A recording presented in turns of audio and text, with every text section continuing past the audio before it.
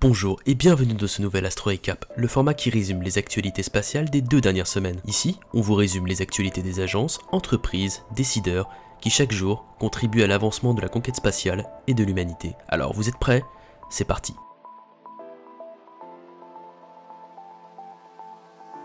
Tout d'abord, commençons comme d'habitude par la partie autour du Starship et voyons les progrès excitants qui ont été réalisés ces 2 dernières semaines.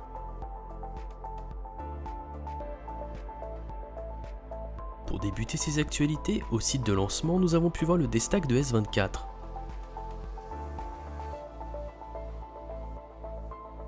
Le prototype avait passé 4 jours sur B7.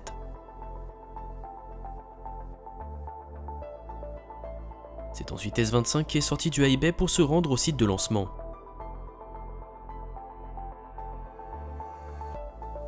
Une fois arrivé sur le site de lancement, le prototype a été installé sur le pad suborbital A par la grue LR 11000.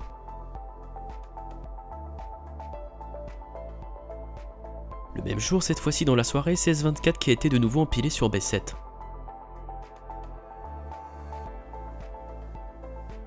Quelques jours plus tard, un test de remplissage avec du LOX a eu lieu sur les 2 véhicules.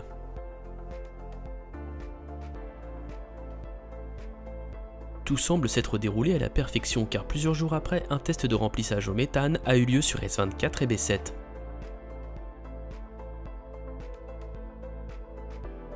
Le réservoir de CH4 a été mis sur le réservoir de LOX de B9, le booster est donc entièrement assemblé.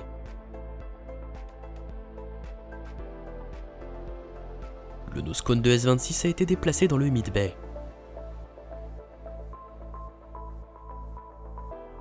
Au Kennedy Space Center, la construction de nouveaux segments de tours a commencé, mais pour le moment nous ne savons pas où sera cette prochaine tour de lancement pour le Starship.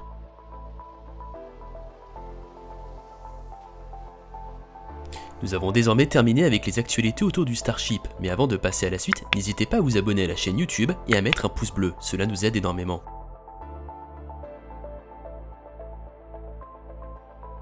La grande nouvelle de cette semaine, c'est l'annonce que la NASA a faite le 27 octobre. Le 24 décembre 2021, l'atterrisseur InSight, principalement dédié à l'analyse sismique de la planète, a détecté un séisme de magnitude 4 sur une échelle propre à la planète Mars. Une observation par la sonde Mars Reconnaissance Orbiter permit d'en connaître la cause. Une météorite a frappé la planète rouge. Cette météorite, qui devait faire entre 5 et 12 mètres de diamètre, a percuté cette région proche de l'équateur. L'atterrisseur InSight, situé à près de 3500 km de là, a enregistré la perturbation. Convertie en son, les données du sismographe ressemblent à ça.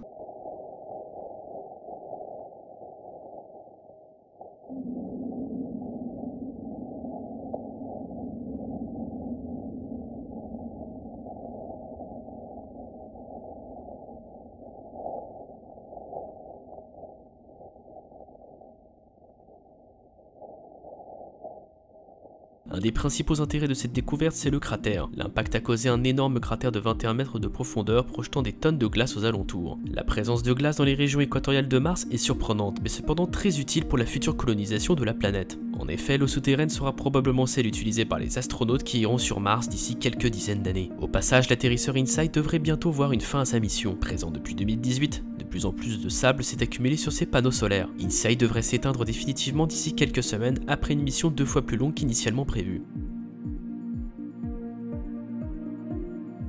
Le 21 octobre, depuis le cosmodrome de Plesetsk en Russie, les forces aérospatiales de la Fédération de Russie ont envoyé les satellites militaires Cosmos 2561 et 2562 avec une fusée Soyouz 2-1V. Cette variante de Soyouz est très différente car ses blocs latéraux sont enlevés et le moteur principal est remplacé par les moteurs NK-33 fabriqués dans les années 60 pour le lanceur lunaire soviétique N1 qui n'aura malheureusement jamais atteint l'orbite.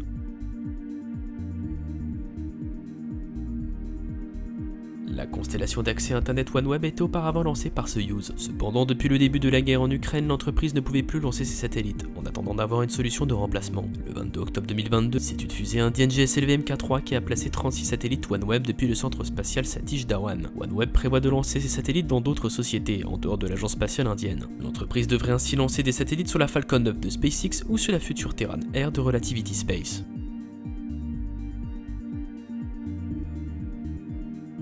Le Le 22 octobre, une fusée Soyouz 2-1B a décollé depuis le cosmodrome de Vostochny en Sibérie pour placer plusieurs satellites en orbite. Skiff D, prototype pour une constellation d'accès à Internet, et 3 satellites de communication Gonets-M. La vraie particularité de ce vol, c'est que c'est la toute première fois qu'une fusée Soyouz n'utilise pas du kérosène normal T1, utilisé par Soyouz depuis les années 50, mais plutôt du kérosène RG1, principalement composé de naphthyle. Ce carburant serait exclusivement utilisé dans l'avenir sur les Soyouz, permettant une plus grande capacité d'emport et de remplacer le kérosène T1, qui n'est presque plus utilisé.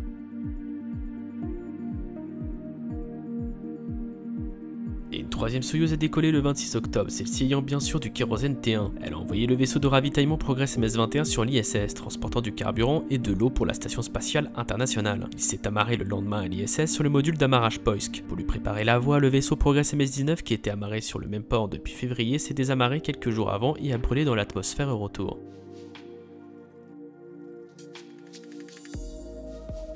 Le 20 octobre, une Falcon 9 a placé en orbite 54 satellites Starlink en orbite basse depuis Cap Canaveral.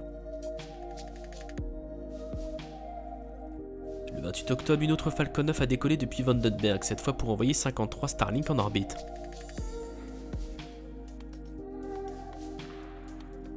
Seul lancement chinois de ces 2 dernières semaines, une longue marche 2D a décollé hier matin depuis la base de Jiuquan pour lancer des satellites militaires Yaogan 34.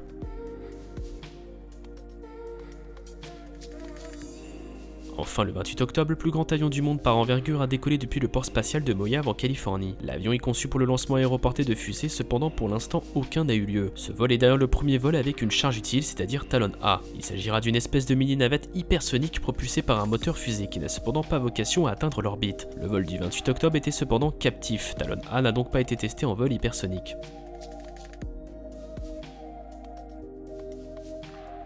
Demain matin à 8h35, une longue marche 5B enverra le nouveau module Mengtian sur la station spatiale chinoise. Après le lancement de Wentian en juillet, ce nouveau module laboratoire quasi identique sera amarré à la station. Il sera comme Wentian équipé d'un sas pour des sorties extravéhiculaires ou encore d'un bras robotique. On vous tiendra bien sûr au courant.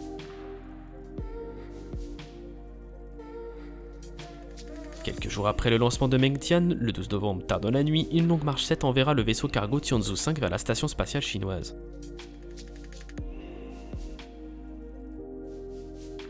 L'autre lancement important de ces 2 prochaines semaines, c'est bien entendu le lancement d'une Falcon Heavy. Le lanceur le plus puissant en service actuellement devra directement placer en orbite géostationnaire 2 satellites classifiés pour la mission USSF-44 du gouvernement américain. L'étage central ne sera pas récupéré, contrairement aux 2 boosters latéraux qui reviendront se poser au sol. Le test d'allumage statique a déjà eu lieu. Le lancement est prévu pour le mardi 1er novembre à 14h41.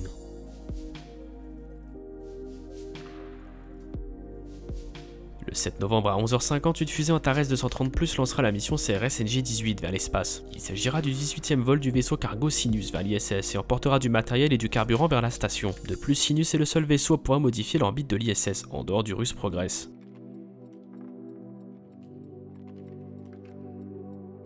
Et bien entendu, le 14 novembre, la NASA prévoit de réaliser le lancement historique du Space Launch System, si bien sûr la mission n'est pas reportée. Le lancement est pour l'instant prévu le 14 novembre à partir de 6h07 du matin, nous vous tiendrons informés sur les réseaux sociaux.